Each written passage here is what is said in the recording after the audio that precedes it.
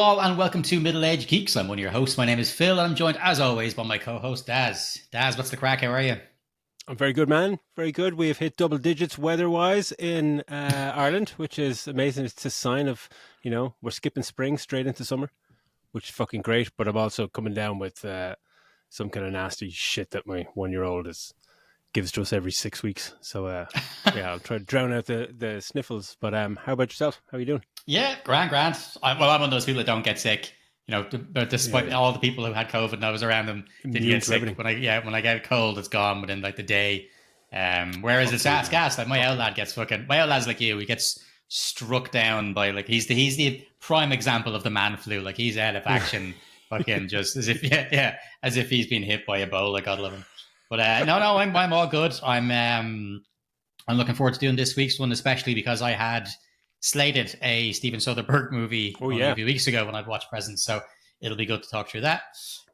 So for those of you at home, we are primarily a movie review podcast, but we do like to touch on other stuff in the whole geeky sphere. So with that in mind, we start off with a bit of news around what's popped out for us, and then what we've been playing and watching in the last week, and then we'll get into the movie review, which will be split into a non-spoilered and then a spoilered section. And Dad is going to take us through that. And this week it is, what the hell is the name of it? Fucking Black Bag. Yeah, Black Bag. We had a choice for you this week. That's why I was going like, which one was it we decided to do? Yeah, Black Bag. So yeah, on the subject of news, Daz, anything on your end?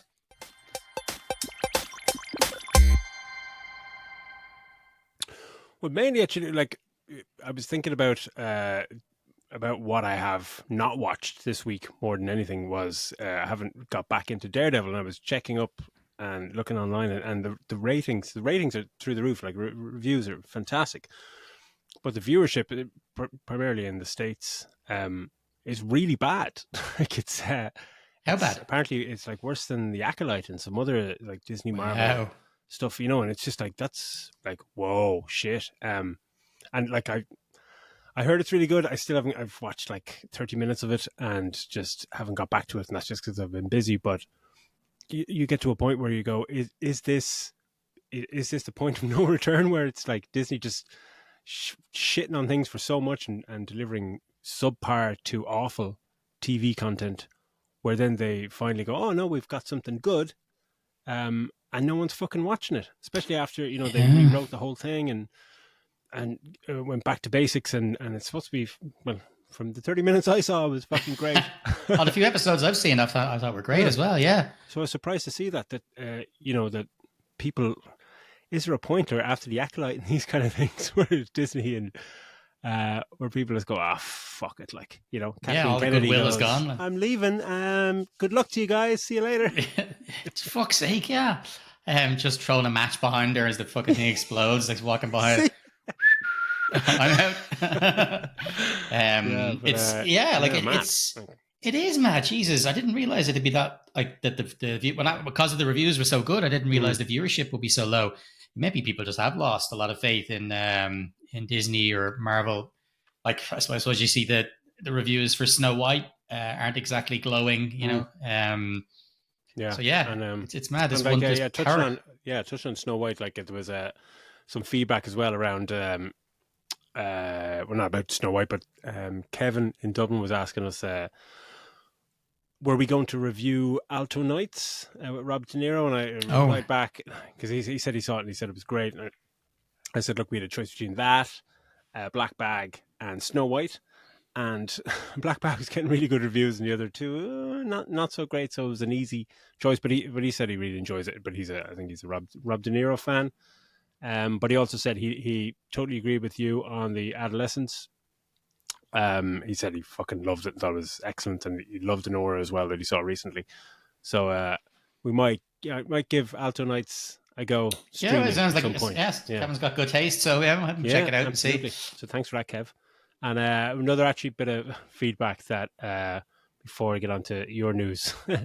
Alan in Manchester said he loved The Electric State. He said he did He agreed with a lot of points that we were kind of talking about, but just loved the pacing and thought it was really fresh and inventive and all this stuff. And, it's all subjective. But he did leave in the email, he left a postscript saying But what do I know? I also liked Craven. And I said, "You're dead to me now, Alan." So and keep that to yourself. Don't say that out loud to people in the supermarket because you know things will get a bit fucking hairy. Yeah, apparently it's doing. Craven is doing. I'm not sure if we've got it on Netflix in here in Ireland, but in America, it's landed on Netflix there, and apparently it's doing very, very well. Like tons of viewings. So yeah, maybe it's going to be one of those guilty pleasure movies for a lot of people. Not me, but some people. Yeah. It's no Madam Web, come on. It's no Madam Web. Razzie award-winning Madam Web. Madam Web.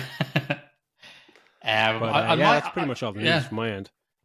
Not a massive amount on my end. Something I wanted to mention last week, but we were kind of talking about Comic-Con and stuff, so I didn't really fit it in, was me and you're big Starship Troopers fans. And so they're kind of, there's a remake. Neil Blomkamp apparently is signed on to do the remake, and I think it's going to be great news. That I think it's going to be a lot closer to what the original book was. Like the one from the 90s really leaned into the kind of satire heavy stuff.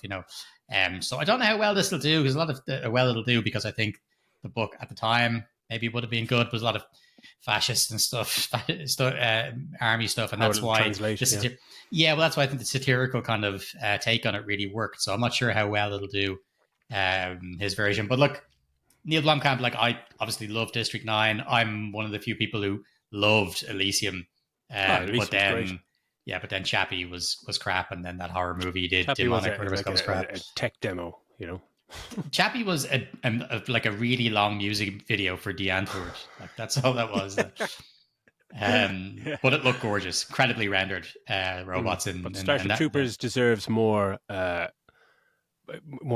just better content. You know what I mean? We got some of the sequels and some of the cartoons and stuff, but it's like, I like that. First movie was before its time. Well, I think we've talked about that before, that it just, if that came out, like 1998 it came out or whatever, and just like miles ahead of its time. No one had a fucking clue. Oh, and I still watch it from time to time myself. Like, it's just so much fun. That's all I have news-wise. Okay, well, look, that out of the way, why don't we jump on to what we've been playing and watching? And I think I already know what you've been playing for the last few days, Des, but what have you been getting into?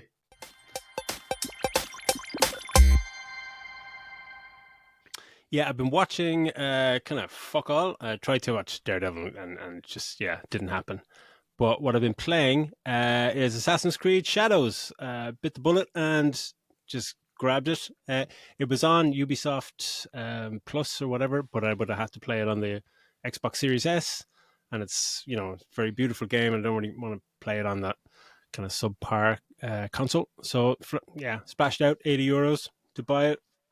And after the amount of shit that we've given Ubisoft over the past fucking few months, and how they run their company and their awful marketing of fucking games and all that shit, this is fucking great. Their whole company apparently is riding on this fucking game, and it's reportedly like there's 2 million people playing it already after 2 days, and you're going, okay, yeah, and rightly so. But there's been a lot of stuff online as well about, they're obviously paying people off, Ubisoft and all this stuff. They always pay people off for favorable reviews. And some of these people, they have an agenda, because you're going, but they're not paying 2 million people to play it. Yeah, exactly. And like, everyone hates fucking Ubisoft, or like they love to like bash, Star Trek or Star Wars Outlaws and all this kind of stuff. So it is just, it's a good game. It's not reinventing the wheel, but it is, it's fucking gorgeous. It's I'm like 10 hours in. It looks amazing. The gameplay is solid and smooth. Combat is fucking brilliant.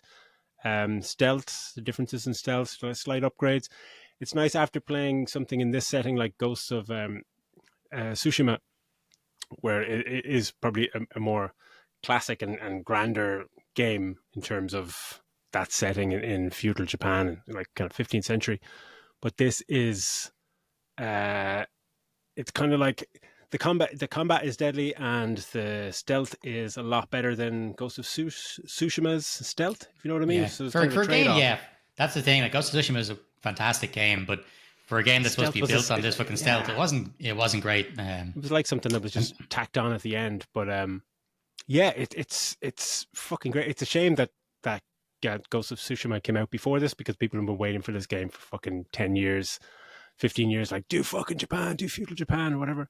But the whole thing about the dual protagonists and Yusuke and no Naue. Apart from the first 2 minutes, you play as Yusuke, and you get his kind of build up to his story, and he's like the only black guy in Japan at the time, and he's kind of a slave, but also a bodyguard, and he's he gets some like emperor general kind of goes, hey, I want you on my fucking team or whatever. And then it just shifts to Naue, and you get hurt. Like, I'm 10 hours in, I haven't touched Yusuke's fucking story at all. I'm just like, it's just all her and her tale of revenge, and she's like a female shinobi and daughter of a really famous shinobi fucking samurai guy, and it's great. Like, she's fucking awesome. But yeah, it's fucking good. Yeah, it's good, man. I'm really I'm glad to hear it. Yeah. Like, I'm not going to pick it up myself just yet, because those games always end up like, because I have to invest loads of time in the game, and it's in those games. Any of these Assassin's Creed games, anybody who plays them knows that within a couple of months, that'll be already down to like 50 quid or 40 quid. Yeah, they just the price drops off a cliff. But like I haven't really been playing a massive amount. I did watch Last Breath. This is one we'd also discussed maybe doing it. Yeah. I thought it was really good, man. Like, it's a true story, and it's just the cast is fantastic. It's, I don't know, it flew along a little too quick to the point where I was like, okay, the stakes are there, and there is that feel of panic, but I don't know. They could have dragged it out maybe a little bit longer to kind of keep you on the edge of your seat, but. No, I thought it was really good performances, from Woody Harrelson, Simon Liu, and what's his face? Oh, he's always forget his fucking. Is it Cliff Collins?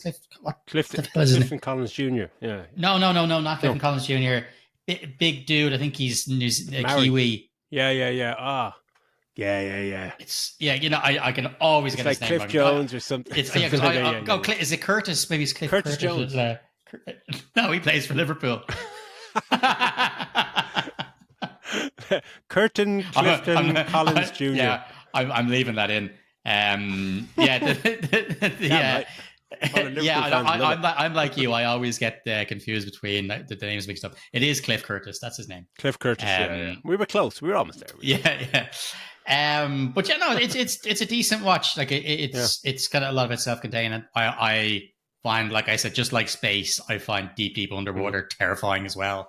So I'm kind of watching them and go, oh, Jesus Christ, it shivers down my spine. But it's worth a watch. It's a short enough movie as well, so we're checking out. Yeah, that's about it then. So yeah, with all that out of the way, why don't we move on to the main event, which, as I said, is Black Bag, Steven Soderbergh's latest offering. And Daz, whenever you're ready, why don't you take us through that?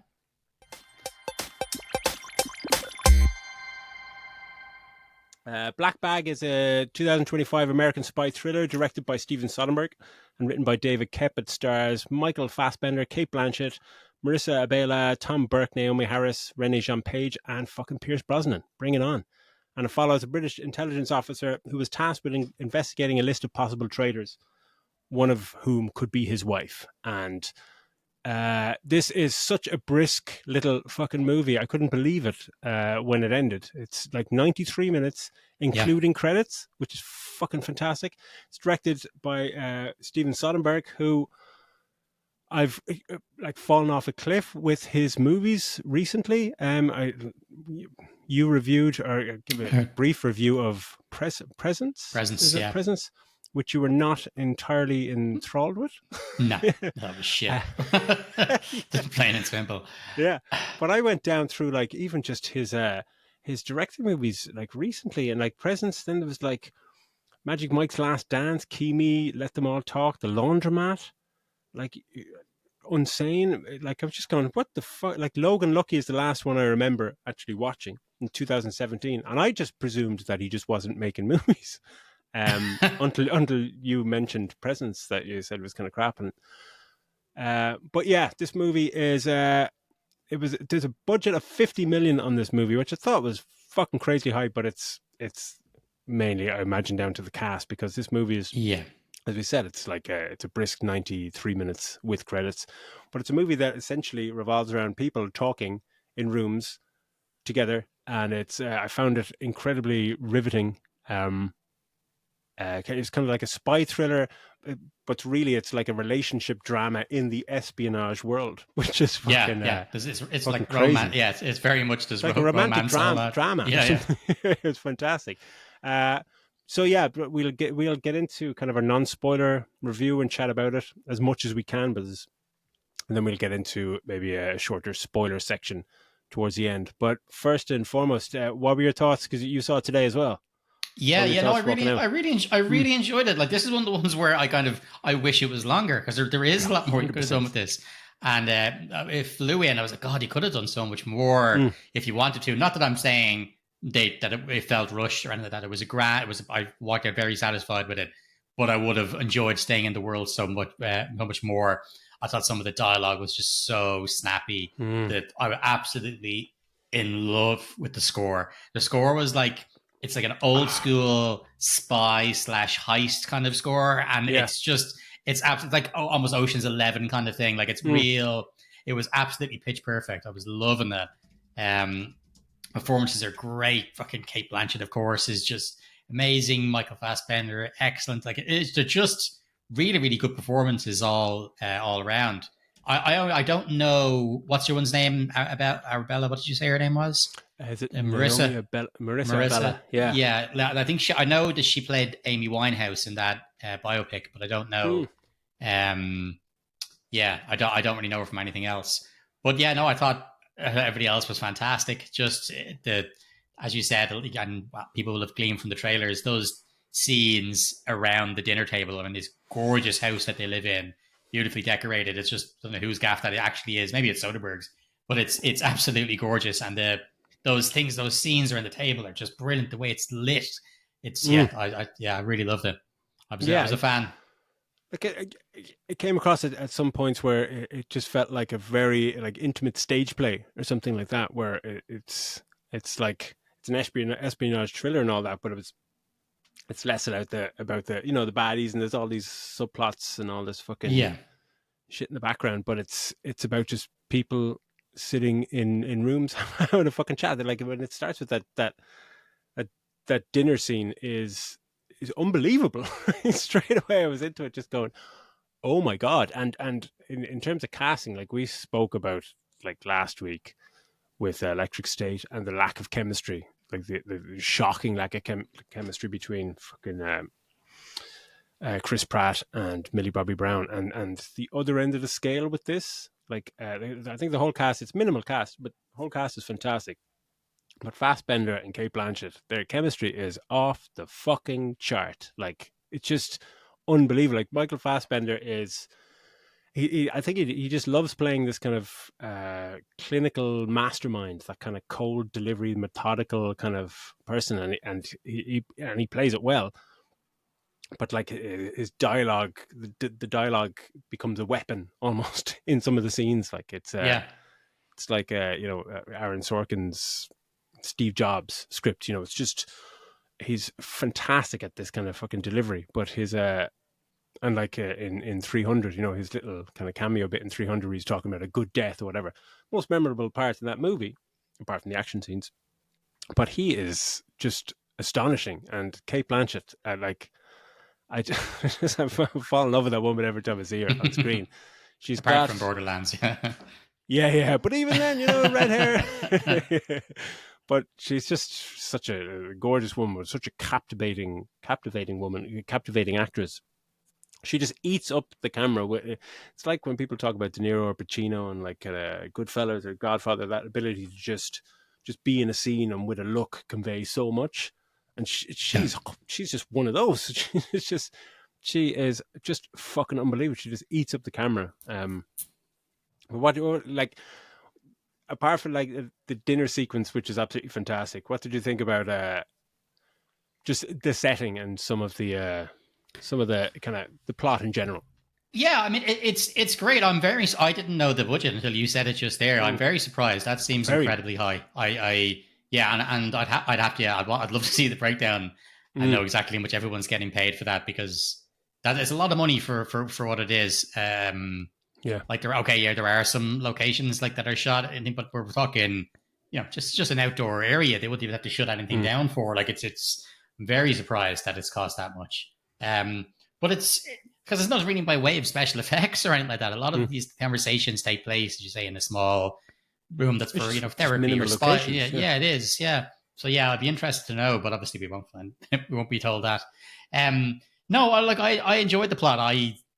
I think with something like this, as I said, a reason I would have liked it to be longer is so you're kind of guessing what's going on, because anything with these espionage movies, you're kind of like, okay, well, which, who is it? Who done it almost? Who's the, as you see for the trailer, he's trying to, they make you think towards a certain character being, the bad guy or being the rat or being the informant. So it's got the leak. So it's kind of, those I would have liked to maybe a little bit more go through that, but they leaned a little bit more into his and her relationship, which I was completely fine with because they're both so fantastic together. But no, I just thought it was so interesting, a very interesting take on the spy thing, because these are a couple together who both work in that department. You could easily go down the Mr. and Mrs. Smith road, but these people both work for the same agency, and they both understand that some stuff they won't ever be able to talk about. But and they're the few, only the two kind of agents that actually are in relationships. Everybody else finds it so difficult because of what you have to do, what you have to keep from your partner, and that's what makes their relationship so unique. And just on him, you mentioned there that kind of performance of this super cool, super calm, delivery, almost like The Killer, the movie The Killer he was in. He does do that, but they can make characters like that and they play it off as being almost no feeling. Nothing is going to think. He's always going to keep it cool. But you do see that, he can do that and he can do that. Yeah. But there are parts where he's very honestly break because, this involves the woman he loves. And it's when it gets that, and you can see the fear, him trying to hold it back. And it's fantastic. It makes it way more realistic than... There's so much depth to the character when you see that. Yeah, it's like, not everybody can be a robot. It's kind of a facade, and it can falter, Yeah, not everybody can just be, because a lot of these things, they will just be a robot. They're able to go and, put their things into, what's the word I'm looking for? I forget. Putting things into different, compartmentalize. Put things into different boxes and go, okay, I'm able to stay focused. It's all about this. But he can't help but get overwhelmed when it comes to stuff about his wife. And I thought he was fantastic. I'm so happy that it was good. I have to say that because of presence being crap and stuff. I'm so happy that I really enjoyed this one. Because I didn't I think I'd seen a trailer for it, maybe editing one of these things or one of these episodes, and didn't really know too much about it. And I swear to fucking Christ that I'm a big Steven Soderbergh fan, up until 2017 when I thought he didn't make any more movies. Just massive fan of Ocean's movies and Traffic and Sex Lies and everything. Just big, massive fan. I didn't know he fucking directed this. The only reason I knew he directed it was because of the David Holmes score. David Holmes is Ocean's does pretty much all the scores. And it was only when the music is kind of not kind of quirky, but it's kind of like a jazz. It's a lot of just double bass and drums, and just kind of going this is, at one point I was like, this reminds me of a fucking Steven Soderbergh movie, and just the way it's shot. But the fact that it was almost at the end that when the title came up and directed by, I was like, I fucking knew it. You know what I mean? It was so off my radar, but I knew it. But I was so engrossed in it. I have zero notes, zero notes on my thing. I was about to start texting, and 90% of that is because the cinema was so. Or sorry, because the movie was so engrossing, but it was the cinema was packed for this. It's really, I couldn't believe it. There was 3 people in my screening. This was still Oregon. Odeon was packed. It was in a small enough fucking screen, but yeah, there was generally there's 3 to 5 people, but this there was people on my row and the front row, and there was people in the front row, so I couldn't really text anyway, or I couldn't, when you lower the brightness on your screen to 1%, you're like, can I text in this? It's just there's no point. But yeah, just mainly because it was just so fucking engrossing. I absolutely loved it, but I knew it was a Steven Soderbergh movie more so by the score than anything else. And it is cinematography wise, it's shot quite well. He likes using more so in the kind of digital age. He likes more minimal stuff. He uses a lot of practical light and uses daylight and stuff like that. Sometimes for the better, sometimes for the worse. But I don't know if you noticed, there's like this, especially in the dinner scene. Because he's cinematographer on all his movies as well. Like, he's multi-talented fucker. But like, did you notice the bloom effects that he's using that are just like it's like a pro mist filter you can put on a camera that makes a lamp, instead of it just being a harsh light, you get a kind of halo bloom around it.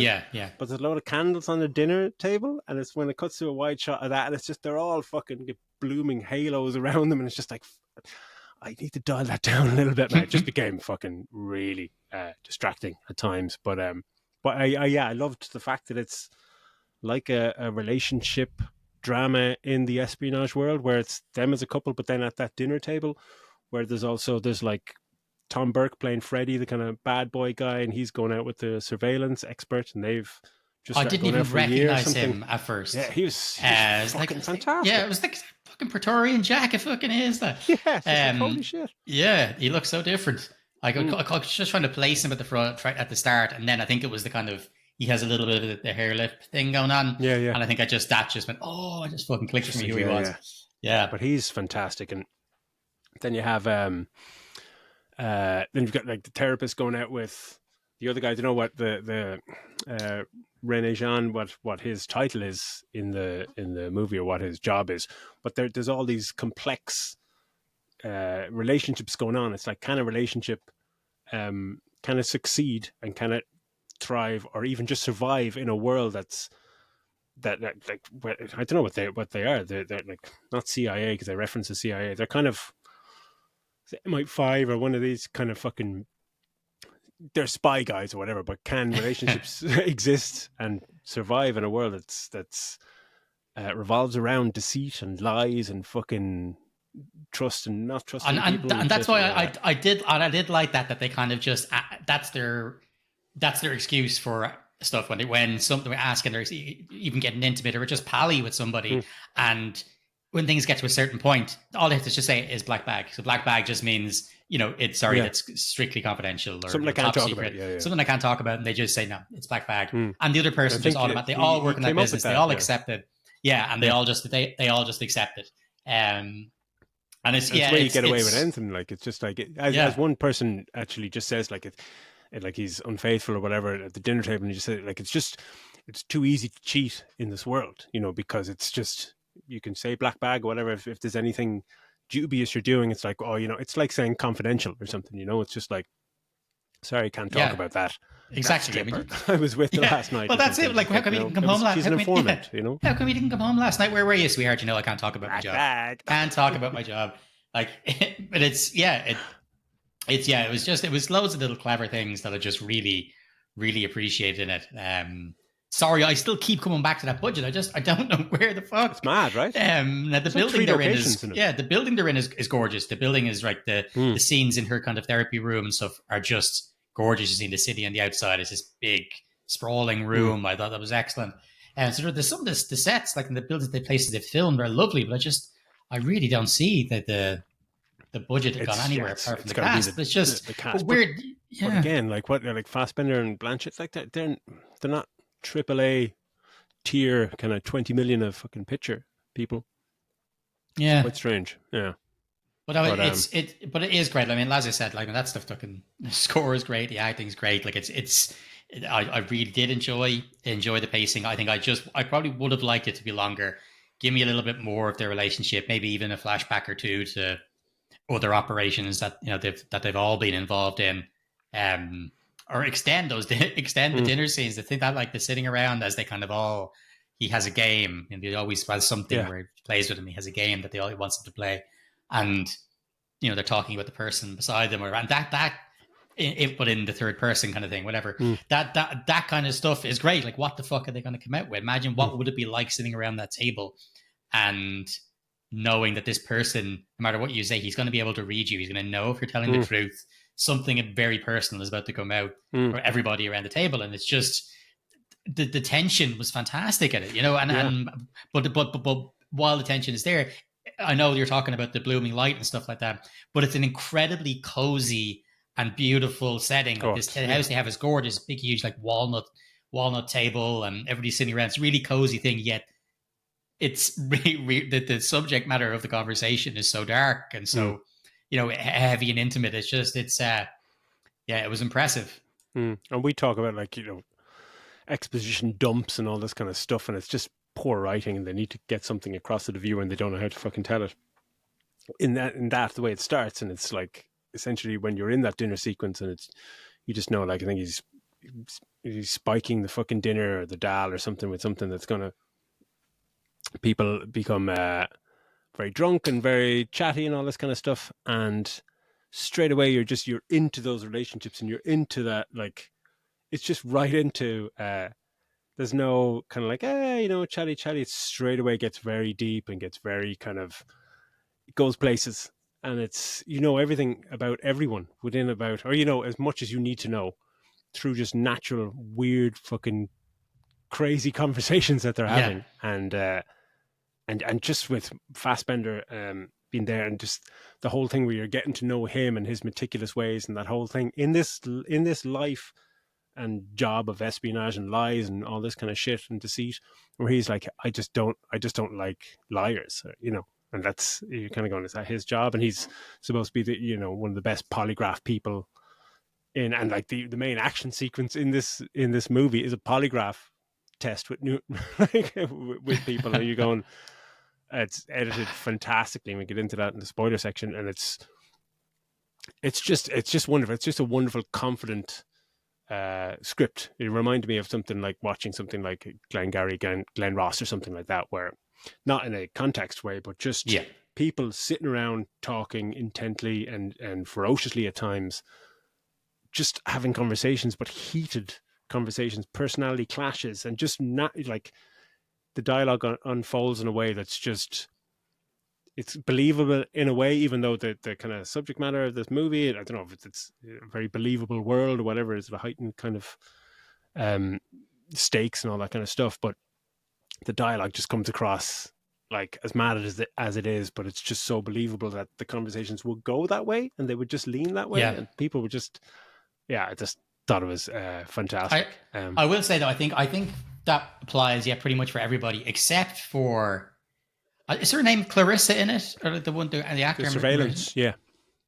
Like I thought that some of her stuff was a little bit cringe. Like some of her stuff it wasn't really on the same kind of level as the rest of them. I get it, she's younger and this kind of stuff, but I just felt that her stuff came across a good bit different. It was almost like the that actor at the end of Superman, of Man of Steel, who's like, he's kind of hot, he's kind of hot, and that's her line. And I felt like there was a little bit of that from her. It was kind of like, that wasn't needed. I don't think that kind of that was needed.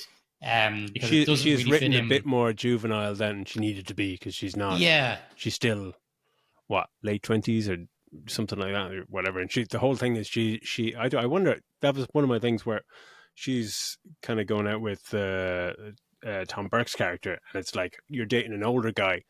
You're going, was he like 10 years older, 15? Like, it's not like you're dating a 70-year-old man. Like the disparity between some of the dialogue didn't quite make sense. Where but that was just her. I mean, and that's, like I said, it was, for the most part, it's absolutely spot on. And they, as you said, as with regards exposition, they don't overdo it either. Like Pierce Brosnan's in this movie, but his lines and the stuff he says, there's no bloatedness to any of the script or any of the scenes that he's in. There's nothing being said that doesn't need to be said. He doesn't have a big long monologue or anything like that. He's in scenes, and he has minimal dialogue, but he's in it, and he's fucking deadly. But there's no like, we have Pierce Brosnan for 2 days, let's give him a, like, really play up to his fucking character. He's just the boss in the fucking organization or whatever, and it's and nobody gets beautifully subdued. Nobody gets a big line of of what really, apart from when everything is unveiled at the end. No one is getting a monologue of their motivation, because we do see that a lot. You get in, someone has to give their their big bad guy speech or whatever, or even if it's a good guy speech or something, or no one has that big crazy monologue, which I enjoyed. It was just kind of kept more contained. It's yeah, so pleasantly surprised. I hope that it does as well as you were saying. Your cinema was full, mine was empty. I do hope that it does well, and I easily makes think some it's money back. made Because if you can made see something, 17 million so far, I think globally, and if it, yeah, maybe it okay, won't. That 50 million, like I was just checking there, it is estimated, but it makes sense. It doesn't make sense at 50 million, but if it's saying it's estimated, it probably is that.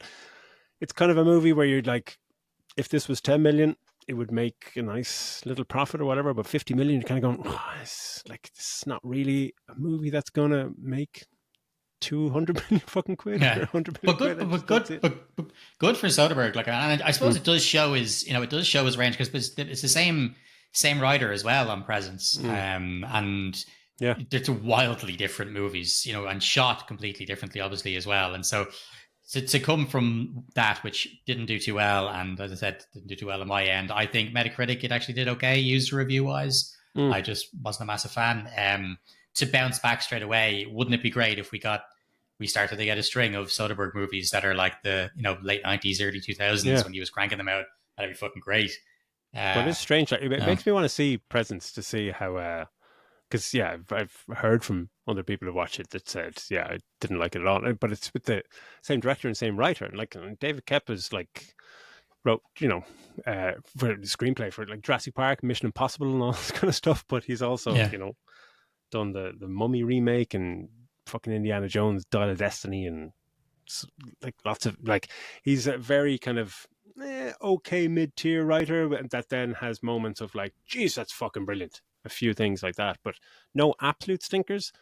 But it's strange when you come off Presence, which was like you were saying, it's a few months ago, just before last end month, of last year or last something. year, And then come off with this, which is just like, Jesus Christ, this is it's just such confident writing, confident directing. Soderbergh directs ensemble casts phenomenally well. Like he just and it's not over direct. It's not like showy at all. Apart from the fucking bloom lighting, which it just wrecks my head.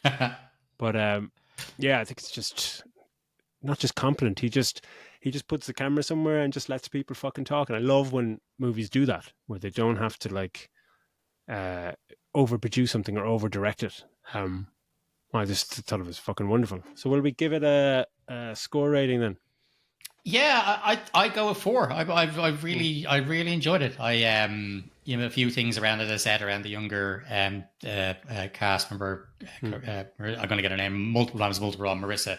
I think nothing wrong with her acting. I thought she fucking great performance. It's just I just wasn't mad on how some of her dialogue. I would have liked it if it was longer, obviously, but for the most part, thoroughly enjoyable hour and a half. As 90-minute movies go, you're not going to get much better than this. It was good and a good return to form for a director who's made incredible movies in the past. So, I'm happy with a 4. What about yourself? Yeah, 4 for me as well, man. It was just, I thought it was just wonderful. Directed well. The acting was just off the chart. Fassbender and Blanchett as a power couple, just like phenomenal. I think Michael Fassbender, the more you see him, like you don't really put him in that upper echelon of like the greats, but like I never see him turn in anything other than like, that was fucking brilliant in whatever role. It's so understated. Same with Cate Blanchett, like she has her Oscar winning movie moments in other films, but here it's just I don't know, they've just matured with age really well as an acting power couple on screen, and I'd love to see more of them. I thought it was just fantastic. And supporting cast, I just really enjoyed every single second of it. Is it a movie I'm going to be thinking about in 2 weeks' time? Probably not, but like I wish it was longer. But then also, if it was longer, does it lose that kind of like bang bang wham bam, thank you ma'am? Just it maybe tells a story. It doesn't get into the MacGuffin of the weapon and all this stuff happening in the background. It's more about the relationships of these people in this agency and how fucking just mad it gets. And it's there's kind of twists and turns, but it's never too much like, oh, one twist too many or something for the sake of being a surprise twist or something. It's just I thought it was just really, really good. Like, I think on your point of, whether you'd still be thinking about it in a week or so, I think this is more one where I'll definitely watch it if it popped up on Netflix. Like, oh yeah, 100% watching that. Yeah. But this will be this is the kind of movie that I'll be telling people about. This is, the kind of movie where you're like, you got to see this. Check it out. It's 90 minutes. Yeah, fucking got to see. Yeah, it's definitely one that I'll be telling people to make sure they watch. Because you might not have heard of it, or you might know Soderbergh wasn't on a great run, and maybe you weren't going to go and bother.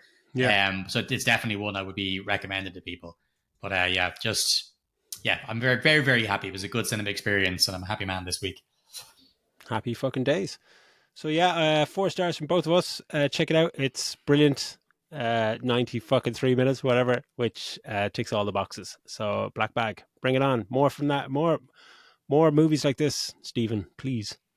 Let's get into some spoiler stuff. I was trying to think watching this movie that we're like, is the spoiler, like, is that going to be a longer section or a shorter section? Because there's a lot you can't talk about, but there's also, it's such a short movie. That you kind of fly through it. But like, well, tackle it whatever way you want. If you want us to just jump around the place or whatever. So like, we'll go like, it's hard not to start with the dinner scene, which I thought was just like the movie sets things up. Like Fassbender is George, and his wife Catherine basically finds out like he's got a week to find out who's the leak in the company, or thousands of people will die. And it's a very we're not told. This thing Severus, and we're not told exactly what it is just yet. It's the MacGuffin in the background. I love the way they do it, and it's the rabbit's foot from or whatever it happens to be. Yeah, exactly. And they do have moments where you get an exploding car later on that apparently cost 45 million fucking quid, but and 5 million for the rest. But like even that's like not needed, and I love the way that it doesn't just set up. That was my one worry, that like it was setting up this intimate kind of like dinner and all these people and relationships, and we're going to follow them, and then is it going to go down the route of like, oh, it gets all fucking Jason Bourne kind of shit? And I'm delighted that it didn't, because actually watching the movie I couldn't remember that. I just remember seeing Michael Fassbender and Cate Blanchett in a picture somewhere, and it was like, I don't even remember the fucking trailer, which was wonderful. I love going to movies where you just don't great poster, by the way. Great poster, by the way, for this movie. The main poster, it's real old school cool kind of thing. If you look it up yourself, it kind of has that real spy movie vibe to it. It's cool looking. But so like he gets this. He's got a 1 week, and there's five suspects, which are the 4 people that he's working with, and invites him over to dinner, and another suspect is his wife. And the 4 suspects are like Clarissa, which we're saying is a surveillance specialist. Freddie is her kind of boyfriend. There's a psychiatrist, Zoe, and her boyfriend, and he's a higher up, like he's high enough up, like a managing agent or something. James, I think his name is. And at dinner, George drugs their food to lower their inhibitions, and kind of said he's going to play a game and reveal and see, because he's a mastermind of just seeing this and doesn't like liars, and he's really good at fucking sussing this stuff out. But you get the feeling as well that this is, if anybody's watched Hannibal, when people talk about how famous Hannibal is. He's going to eat them. Well, no, not that far. But we know from the Hannibal stuff that his dinners are favorite. People are always asking, when are you going to have another one of your dinner parties? Because they're so lavish, and people, it's such an experience. And while we know that he's making this dinner, they're talking about it beforehand, the fact that they get invited, and about his incredible cooking and stuff. But they, Freddie is almost telling them a little bit of like, don't worry about it. This is all you need to know, is just, compliment how amazing his cooking is. Like, they've been to these parties before, because this is what he does. He reads people. He's a human polygraph, and it's great that they kind of know already a little bit, going, okay, the younger cast don't know exactly what's going on, but Freddie does. He's like, I know when you get invited over here, it's not just to have a meal. There's always going to be something to it. And that's, and that is cool, because I suppose if you're in that situation, you're like, what the fuck is it? What is it? Like, if you're not the leak or whatever, why was I invited here? What's my purpose here? And then when the conversation starts getting so deep and personal, and it effortlessly gets there.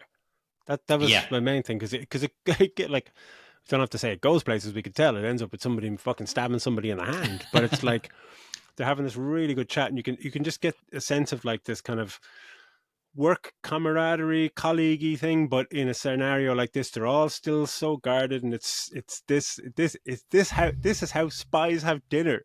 It's just like fucking hell. It's just all kind of a bit guarded, even though they're in relationships with each other. There's still that bit of, like you were saying, that like whole that black bag thing. There's aspects of their lives that they ask, but they won't get information on and stuff like that. Which is just, how do you fucking trust somebody when there's always that lingering?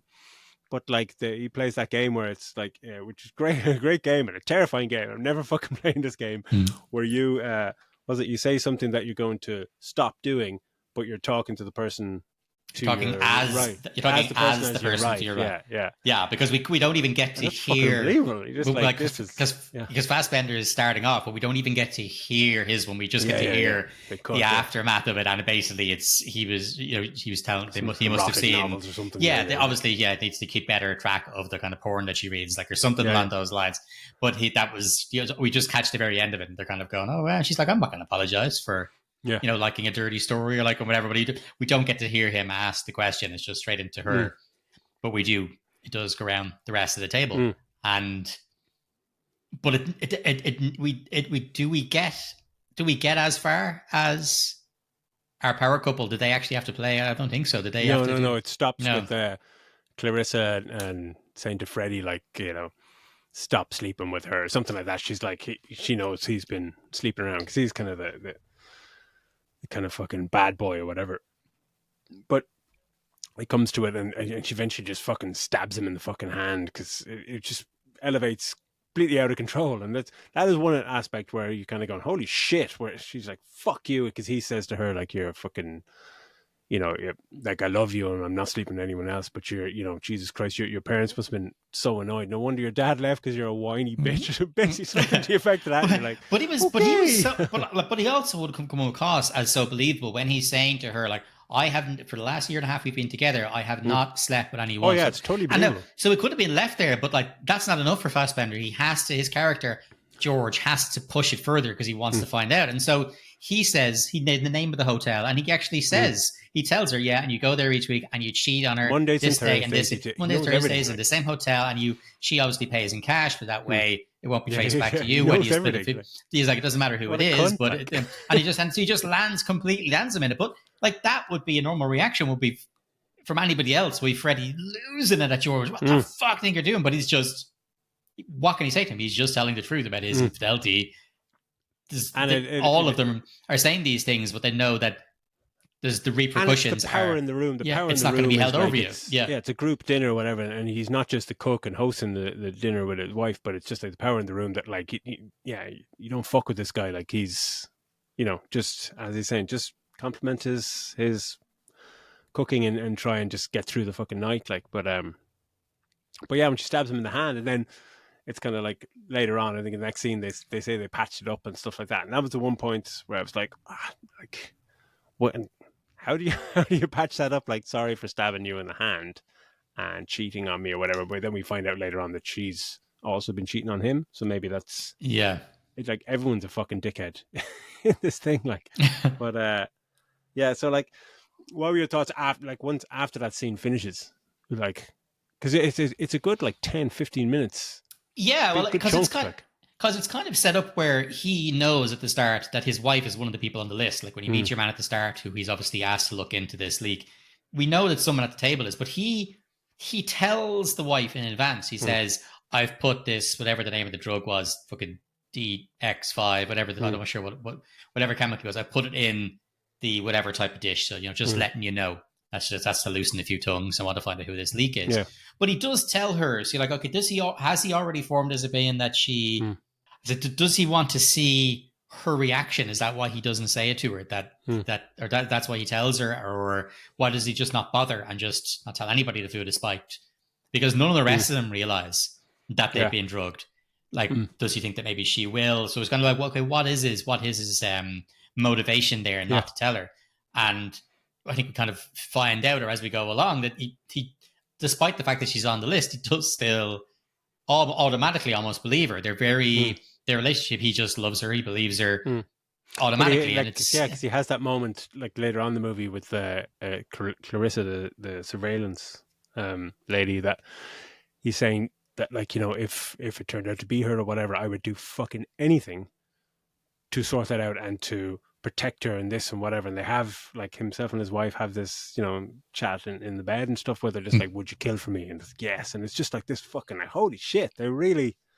But see, and this is where part of her dialogue I felt ruined that little bit for me, So because they're in that, they're in the room, they're on the looking at the spy satellite thing, and he's talking about it, and he's watching her, and obviously he's got her to illegally use this satellite while the things are switching track over, his wife. so he can see his wife while she's away, because he's not sure, what the story is, and the idea has been planted in his head that that she's the one that's being is selling this Cerberus thing. But yeah, like that, they're in the room, and it's a real intense performance from him, and he's talking about, you can see it in his eyes, there's almost tears coming to his eyes when he talked about if she is in danger, if there is anything, like there's nothing that will stop me from getting her out of there, what I have to do. And yeah, I think your one ruins it by saying, oh, that's so hot. It's like, that's really, like, that's if like you've got a teenager tech fucking wizard in that you've just asked to do some fucking hack or something in a different movie altogether, just like, geez, that's so hot, or some kind of juvenile commentary on something. It's just like, it's very poignant, very powerful and thing that he's saying, and her reaction, just she, like a different actor or whatever, it may work. I don't think it works in this. I don't movie, think it was. I think she was, because I thought she was a good performance. It's just the dialogue was, the dialogue is written for like a different character or somebody much younger, because she doesn't. I'd love to know what age she actually is supposed to be playing or what age she is, but she comes off as just like she's not in her 40s or 50s or in her 50s like the rest of them, or 40s with like Renée Jean, but yeah, she's not like 21 or something, right? I mean, and that's the thing. Juvenile. No, like, she's got to be whatever, like, probably 30 or something like that. But it's the fact that they've given her that dialogue, and as you said, makes her seem kind of like a much younger or naive kind of character. But she obviously, because she works for the Secret Service, she's got all this special access to satellites. She knows specialist. Yeah, and she knows how to mix things up so that she can cover the fact that he's able to he's getting in. Saying she's got this program that can lip read, that she's kind of not sure if she says it's only in the design phase, and she knows how to do all this stuff, like that's like fucking super high tech, and for a secret intelligence agency. So you expect her to be somewhat, older or somewhat mature. But to just be like, oh, that's so hot. Like, 2 seconds ago, you were just talking about how panicked you were because if you get if you get caught doing this satellite stuff for him, you could go to prison.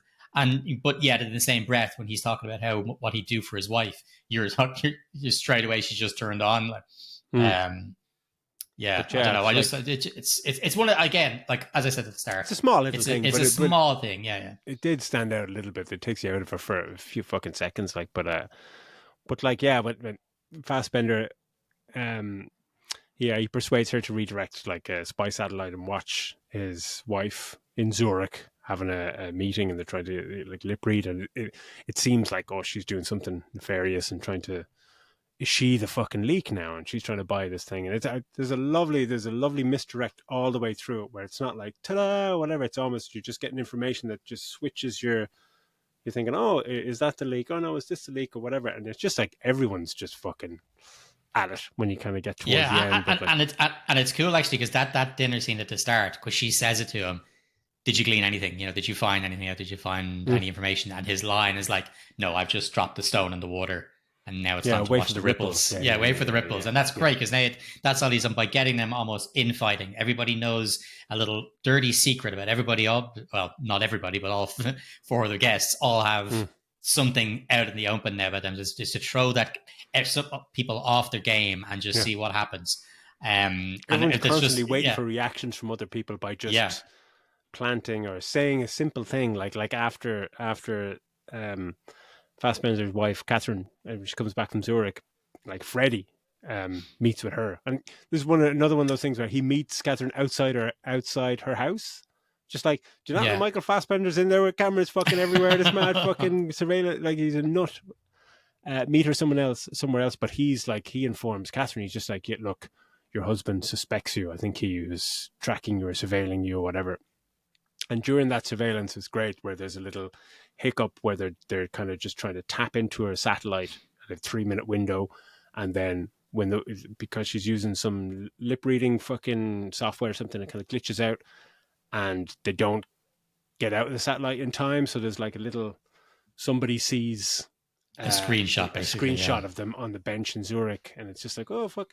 And later on, it's a beautiful like the throwaway line with Pierce Brosnan in a room kind of going, oh yeah, Tom, yeah, he saw that feed or whatever. Yeah, get him a promotion off to the Bahamas. He leaves tomorrow or whatever. It's just like fucking out of here, buddy. But it's just, yeah, it's fantastic how it's because it's such a brisk movie, but it moves so fast paced, and there's constantly like, Fassbender is suspecting his wife. Then later on, you've got, as we said, Freddie tells Catherine, no, your husband is trying to fucking suspects you, and then after but I think even that as well, that because James, you get the thrown off as well, because James meets him. Fassbender has his lake where he goes out and does his fishing, and that's his peaceful thing. And James shows up and he goes, look, this is off the books. This is off the thing. This is why I wanted to meet you, is that, this has been, we've traced money that's being transferred from Myanmar and $7 million. And he goes, and the thing is, one of the alias that was kind of used for the account is something is that your wife has used in the past. Yeah. So, and he's like, that's why I'm telling you here and not for the normal channels, see what you want to do. And it's to kind of go, oh, well, is he now on his side or is he not on his side? And it's just, again, like that, it's just little bits around there to kind of keep you as the viewer guessing, who is it? Who is the fucker? Yeah. And then when we finally get that meeting with everyone, and when we see Pierce Brosnan properly in that scene, and he's like the head of the agency or head of the operation or something, and he's saying, look, we had like the guy we've been tracking that's buying this fucking super weapon, whatever, MacGuffin, he went missing. We were tracking 6 people, from satellites in his house, and he's under house arrest in fucking Latvia or Liechtenstein or something. And the satellite dropped out for 3 minutes and 20 seconds. That's the same time Fassbender was messing around. And then when it came back online, he went missing during that time. So it's like, oh fuck. So he knew that, like, this bad guy knew when this satellite was going to go down. So you're like, who the fuck was that then? Is that Clarissa?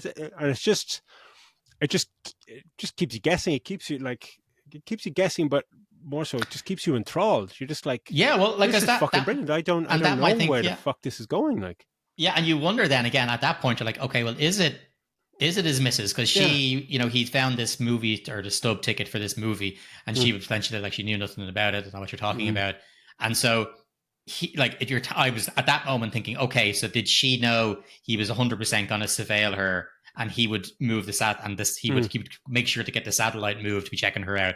And so is she the one then? That's, and then again, each time someone does something.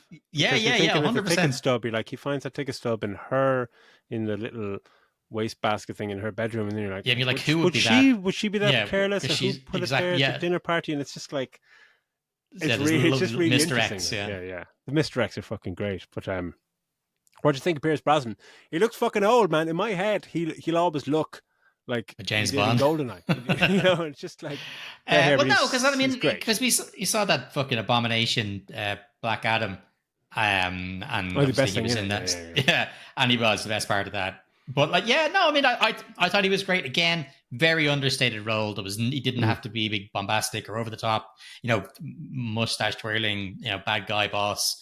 He was just. His reasons, which happen in a lot of these kind of spy movies, he thinks are just, he was like, the idea of, he almost wants it to happen because Cerberus is like this program that can get in and it can cause a meltdown in a nuclear power plant. And so he actually is happy enough for it. And he says it to them in the room. He's like, I don't know who fucking leaked it. He goes, but this actually would have worked out well for us. Had it got in, there's a meltdown. Then all of a sudden, everybody hates Putin and you could have ended the war with because it is set in present day, so you could end the war with Ukraine and Russia. And it's just, so you're like, okay, well, fuck, then did he then? Is he the one that said it? But it's great because you're like, the whole time wondering what his motivations. Are you supposed to make believe that he's a bad guy and then we're going to find out in the end, actually, he was the good guy all along? Or It's some great little misdirects in such a short movie. It is a lot of fun. So what did you think of him? Were you a fan in this? Oh, I think he's fantastic. He's so minimal, but he's just so fantastic. And that's the scene where he's obviously presiding over the meeting, and it's this part that you start to see, and you were talking about Fassbender start to just falter a bit, because he's been in control of every single fucking moment to this, like, he's just this mastermind, this meticulous guy or whatever. But then when he's in this room, and it's just like, okay, now you see kind of his boss, and not just that, but you hear that, like, fuck, something's gone down, and oh shit, it's kind of like what you react like to a lesser degree, but if something like that happened, it's just like things, the moments when you just have those, oh fuck, and someone tries to talk to you or something, you just like, you can't think, because you're like, oh Jesus Christ, and you see it, and it's just that understated acting from Fassbender in that moment that's just fantastic. But Pierce Brosnan is just he's just brilliant. He's really nice to look at, like, on screen. He's just very commanding, very understated is something we keep saying during this movie, but everything is understated. There's nothing showy. There's nothing about Pierce Brosnan's performance that is like, oh, look at me, I'm an aging actor, like, remember me, like, here's a fucking showcase moment. He's just, I don't know how many lines he has, but he's it's not that many, but he's fucking fantastic. Like, but it's that whole kind of fucking misdirect, and the fact that, like, before we get to the second dinner sequence, which is almost trumps the first, there's the relationship we haven't talked about much is the therapist Zoe and James, and they're kind of maybe, like, from the first dinner party you get in the sense that they're maybe a new kind of couple or something like that. I've been going on too long, but her being a therapist, obviously she has to she's talking to everyone on the team in, like, a private scenario, and patient, client, confidential kind of stuff. But when she breaks up with him in that scene, it like, that's his scene. He has a moment at the dinner table, but he's amazing in that scene. He stands up, and it's this fucking alpha male shit, where he went from, like, oh, you're not breaking up with me, come over here, like, as in, I need you, to, like, fuck you, I don't fucking need, whatever, this is the best breakup I've ever had in my fucking life. And it's so believable. Again, though, and it is believable, but at the same time, like, this, if I just can go back to the dinner table again real quickly, like, the whole thing about the Clarissa and thing being the old guy, being the older man, like, she's now talking about him at the dinner table of her being the older woman, and, like, the thing is, they don't look like, and I know he is definitely younger than her, because I think she's nearly 50 now, but she looks way younger. She looks like 40. She looks much younger. And so, because the conversation is that Clarissa is saying, I prefer older guys, because younger guys, they want you to, it's all about fucking want to sit down and watch them play video games or something. And then they make a joke. She's like, second date with this asshole. He was playing Call of Duty. But so you're trying to play how young and immature he is. And you get that, as you said, Daz, in that room where he's talking about the best breakup ever. He is acting out as well. He's acting out like a petulant child, or a guy who's just being dumped, and then he's going from trying to play it cool to lashing out at her. And you get, okay, that is from a petulant young guy, but he's, as far as I know in this, he's a colonel. Like, I think he's addressed it as well at some point. Like, there's moments of that where you're going, like, again, is this written? Is there a disparity between his role and how he's like, just kind of off script stuff, where he is like they do reference, like, oh, Captain, no, I'm Colonel, and you're going, all right, you're kind of high up, but you've been played like you're 24 or something, in terms of the dialogue about computer games and stuff like that, which, again, being middle-aged geeks, that whole, like, oh, fucking computer games, you fucking child, or whatever. The average age of a gamer is 34, ladies and gentlemen. So fuck off. Well, it's not that, and it's just, again, but because there's a slight disparity between how it's acted, how it's written. Very slight, but it's a bit like, kind of, that doesn't quite make sense. Really. It would have been easier for him to have a much more junior role. Yeah. Like her, like the surveillance lady. Like, if they were the two juniors and you've got the other four seniors, But if anything, he seems to have more authority, or be more in the know about certain things than any of the rest of them. So yeah, there's a bit of a weird disconnect with I suppose the ages that they're supposed to be and the characters and lines that they give. Some of them just don't really fit in with what their motivations are.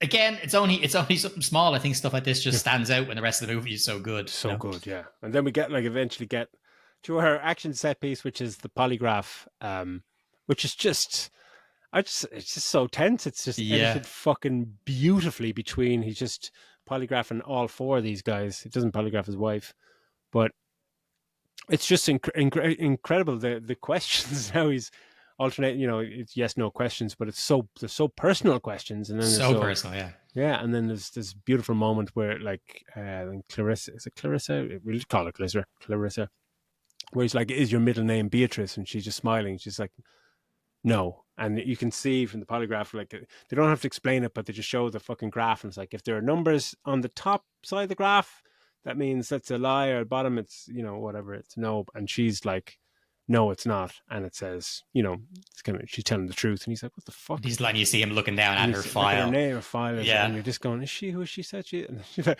"Are you tightening your sphincter muscles right now?" Just like, yes. Yeah. Have you read Have you read the book about passing these things? Yeah. So good. Like. Fucking fantastic. But that sequence is brilliant because it's building up to that moment of, like, just before the kind of final act where you start getting to the second dinner party, which is fucking brilliant. They're all invited again. It's just like, let's do it again, guys. Yeah. And Catherine places a gun on the table, and George says, we're going to play a new game. And he reveals, several secrets, that Freddie and Zoe had an affair. And Zoe knew about the severance program from James, who was confiding in her, and he got drunk and stuff like that.